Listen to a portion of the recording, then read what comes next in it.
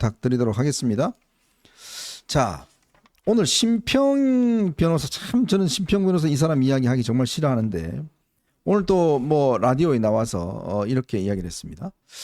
조국을 또 엄청 띄웠어요.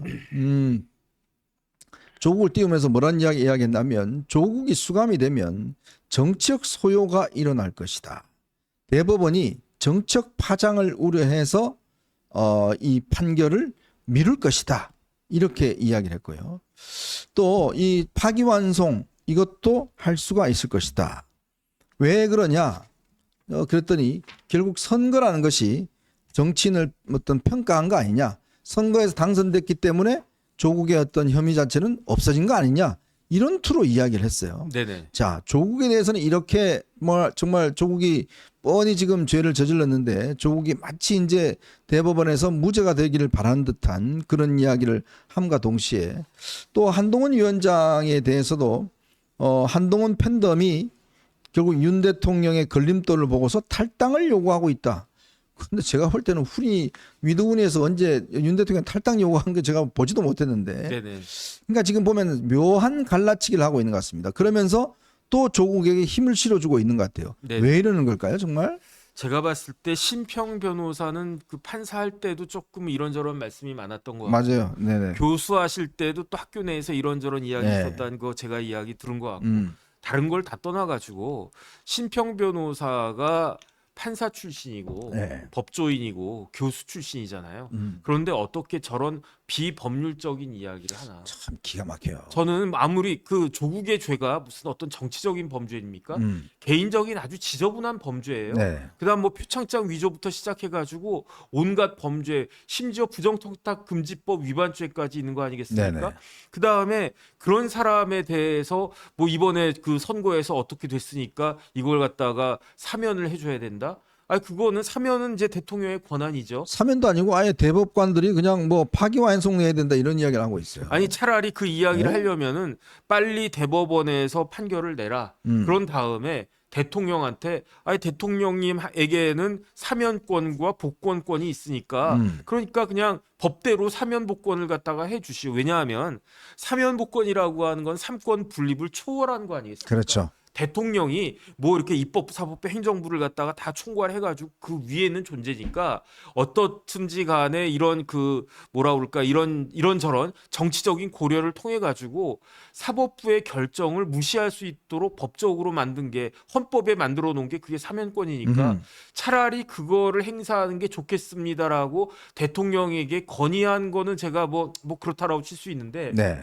이거를 선거에서 이겼으니까 대법원에서 뭐 무죄, 뭐 파기환송 뭐 이런 걸 갖다가 해야 된다. 저는 저분이 무슨 법조인인가, 저분이 무슨 서울대 법대를 나왔나, 저분이 무슨 교수를 했나 도저히 납득이 되지가 않고요. 그 다음에 지금 조국 사건의 주심이 누구냐면은 엄상필 대법관. 엄상필 대법관이죠. 네. 그런데 엄상필 대법관 취임사 제가 정리해가지고 지금 갖고 있거든요. 네네. 뭐라고 이야기했냐면은 뭐 여러 가지 좋은 말씀 많이 하셨어요. 그런데 무슨 말씀을 갖다가 하셨느냐? 실체적 진실 발견과 절차적 정당성 실현을 모두 다 소홀히 해서는 안 된다. 그러면서 공정하고 어떤 재판? 신속한 재판이 필요하다. 그런데 지금 왜 빨리 재판 안 하고 있습니까? 저는 신속한 재판 필요하다라고 엄상필 대법관이 말씀하셨으니까 네. 공정하고 신속한 재판을 빨리빨리 해서 우리나라의 사회 통합과 발전에 기여해야 된다. 이게 지금 뭐라고 이야기했냐면 엄상필 대법관이 법원의 소명과 책무와 나아갈 길은 뭐냐? 공정하고 신속한 재판을 해서 국민의 자유와 기본권을 보장하고 공동체의 정의 기준을 올바르게 정립하고 선언함으로써 사회 통합과 발전에 기여해야 된다. 이게 법원의 책무다. 이렇게 이야기하지 않았습니까? 그러니까 빨리 신속하게 재판 좀 해주시기를 네. 진짜 간절히 부탁드립니다. 우리 구림 나그네님께서 아주 저하고 똑같은 생각으로 이야기하셨네요. 심평 씨에게 테이프 좀 보내드려야 되겠어요라고 이야기를 하셨는데, 자, 그러니까 또 거기에다가요. 한동훈 팬덤이 윤 대통령을 걸림돌로 보고서 탈당을 요구하고 있다? 이런 이야기를 했습니다. 근데 제가 어제도 말씀드렸지만, 아니 한동훈 팬덤이 윤 대통령 탈당을 요구하고 있다? 아니 이 생각해 보십시오. 지금 대통령이 만약에 국민의힘을 탈당한다 그러면 국민의힘은 어떤 당이 되죠? 그냥 제2당이 되는 겁니다. 네네. 아무 의미가 없는 2당이 되는 거예요. 그러면 그 2당이 되어버리면 집권 여당이 아닌 겁니다. 여러분 집권 여당하고 그냥 2당하고는 천지 차이입니다. 그거를 원한다고요? 말도 안 되는 이야기죠. 그런 생각이 되다가 지금 묘하게 지금 자꾸 두 사람 사이를 이간질을 좀 하고 있는 것 같아요. 이분이. 근데 마치 본인이 어떤 윤 대통령의 뭐 멘토라는 뭐 말도 안 되는 그런 이 레벨을 가지고 자꾸 이렇게 어떤 방송에 출연해서 본인의 어떤 생각, 그러니까 아마 제가 재미 들은 것 같아요. 자꾸 이렇게 우리가 거론해주고 막 센 이야기 하니까 막 이렇게 하니까 아주 재미가 들은 것 같아요. 근데 정말 제가 볼 때는 이분은 정치의 기본을 모르는 사람이에요. 어떻게 집권 여당을 지위를 벗어나기 위해서 그러면요 한동훈 위원장 이 대표하는 것도 아무 의미가 없습니다. 네네. 집권 여당이기 때문에 힘이 있기 때문에 뭔가 정책을 실행할 수 있기 때문에 그래서 사실은 여당 대표가 되고자 하는 거 아니겠습니까? 네네. 그런데 전 지금 위원님 말씀하신 것처럼 심평 변호사가 이야기하는 거를 언론에서 다루어 주니까 네. 자꾸 저런 이야기를 하는 거 아닌가. 음. 그다음에 다른 걸 다 떠나가지고 예컨대 심평 변호사가 한 이야기가 맞는 이야기가 있었다. 네. 지나고 보면 심 변호사님 말씀이 맞았네. 이런 것들이 있었다라고 하면 그러면 그러면 한번 또 기울여 볼까? 지난번에 맞췄으니까 이번에도 맞지 않을까? 이런 생각을 할 수 있는데 네. 심 변호사가 이야기한 것 중에 맞는 거 있었습니까? 저는 아무리 눈 씻고 찾아봐도 하나도 없었던 것 같은데. 네. 그런데 대통령의 멘토는 무슨 대통령의 멘토입니까? 저기 청와대에서 용산에서도 심평 변호사가 대통령 멘토라고 인정하고 한 번도 없고요. 본인도 대통령의 멘토라고 안 했습니다. 그러니까 괜히 그냥 쓸데없이 저런 사람들의 이야기를 다루어 주니까 그러니까 더 이야기를 갖다가 하는 것이 아닌가? 그다음에 어떻게 보면은 심평 변호사를 앞세워 가지고 지금 대통령과 여당을 이렇게 그 갈라치기 하려고 하는 이간질 시키려고 하는 그런 세력들이 심평 변호사를 이용하는 거 아닌가? 저는 뭐 그런 생각도 듭니다. 네. 자, 그리고요. 오늘 중앙일보 기사를 보고 여러분들 제목을 보고 꽤 아마 열 좀 받으셨을 것 같습니다. 오늘 중앙일보가 기사를 쓰면서요. 이런 이야기를 했습니다. 홍준표 안 가리고 때린다. 개딸 닮아가는 한동훈 팬덤. 이런 기사 제목을 오늘 쓰면서 기사를 올렸는데요. 네네. 아니 지금 개딸하고 한동훈 팬덤이 같다라는 그런 의미인데 저는 참 이해가 못하는 게 이 개딸의 지금 행태하고 한동훈 팬덤의 위드훈이하고 같다고요? 위드훈이가 뭘 했습니까? 어디 딴 사람들 수박이라고 이야기를 했나요? 이분들이 어디 가서 무슨 터트리기라도 했나요? 대잡으로다 붙였나요? 저는 정말 이해가 안 되는 게 아니 아무리 그렇지만 이게 기자가 이런 제목을 단다는 게 이게 개딸을 닮아간다. 그럼 뭐 공통점이 있어야 될 거 아닙니까? 네네. 개딸하고 그다음에 한동훈 팬덤하고 공통점이 있어야 될 텐데 그게 뭐죠? 저는 없는 것 같은데. 뭐 강하게 지지한다는 이야기.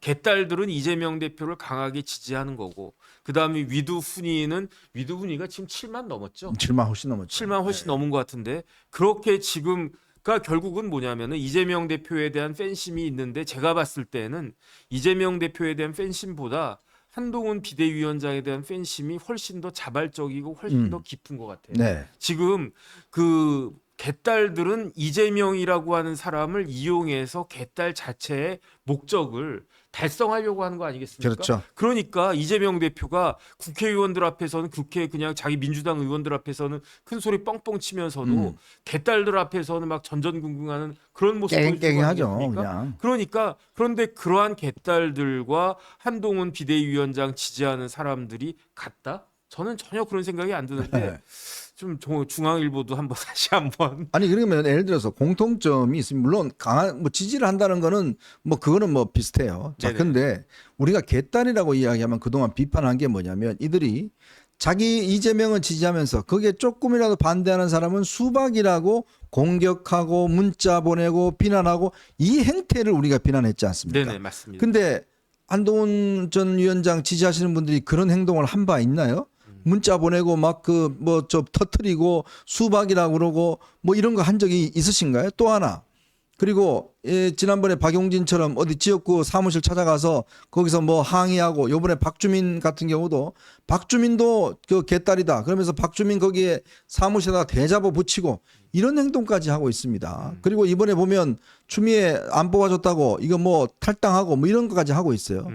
근데 이 정말 한동훈 위원장을 지지하고 좋아하시는 분들이 그런 행동 한 적 있나요? 네네. 제가 볼 때는 그냥 본인들 그 카페에 가입하셔서 그냥 그 서로 인사 나누고 활동하시고 그 이상 그 이하도 지금 아니지 않습니까? 네네. 어떻게 그런 현상을 개딸 현상하고 똑같다고 저는 이야기할 수 있는지. 그렇다면 최소한 이 정도 기사 쓰려면 어떤 행동이 똑같다는 걸 표로라도 만들어서 자 이런 행동을 개딸이 했는데 위도니도 뭐 예를 들어서 이쪽도 이런 한다 이런 거라도 보여줘야 될 거 아니겠습니까? 아무런 그것도 없이 그냥 예를 들어서 그냥 이 홍준표를 비판한다는 거 저도 홍준표 비판하고 홍준표 시장 같은 경우는 지금 상당수 많은 사람들이 다 비판하는데 그럼 그들이 다 그럼 개딸하고 똑같은 건가요? 네네.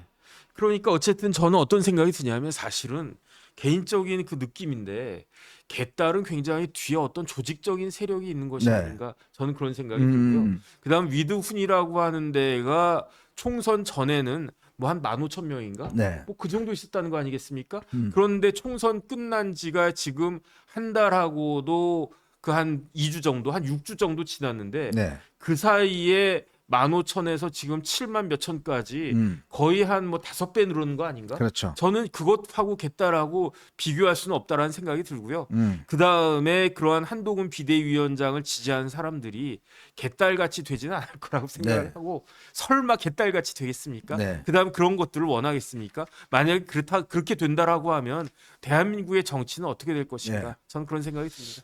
정말 저들이 아무리 저질스럽고 아무리 정말 무식한 행동을 하더라도 우리는 그렇게 하지 말아야 된다라는 생각이 많이 듭니다.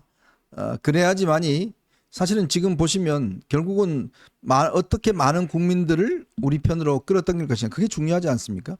지금 민주당 보십시오. 자기들 500만 당원이라고 그러는데 그거 다 중도층이다 이렇게 이야기를 하고 있어요.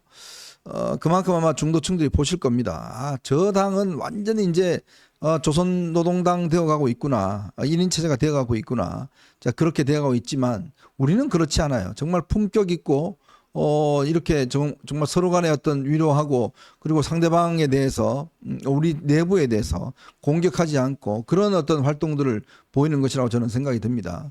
그렇기 때문에 이거를 지금 저쪽하고 똑같다? 이건 상당히 모욕적인 이야기죠. 아니 그 다음에 사실 저는 어떤 생각이 드냐면은 여당에도 개딸에 맞설 수 있는 그러한 그 세력이 있어야 된다라고 저는 생각을 합니다. 네네. 그런데 여당에서 개딸에 맞설 수 있는 세력이 지금 뭐가 있습니까? 아우 지금 죽어요 잘못하면. 제가 봤을 때는 마소나만. 위두훈이밖에 없는 것 같아요. 네. 그러니까 그런 의미에서는 강력하게 이제 대항할 수 있는 힘과 논리와 그런 세력을 만드는 것은 굉장히 필요하다라고 생각을 하는데 그렇다고 해가지고 개딸하고 동격으로 놓는다라고 하는 거는 아무리 그렇지만 그 뭐라 그럴까 중앙일보에서 어떻게 저런 기사가 네. 나올 수 있었는가? 저는 조금 이상하다는 생각이 듭니다. 네. 어쨌건 이런 어떤 빌미를 주어서는 안 된다는 생각이 듭니다. 정말 그들이 볼 때도 이런 빌미가 주어지면 또 비판하기 때문에 우리는 좀 달라야 된다 이런 말씀을 드리도록 하겠습니다.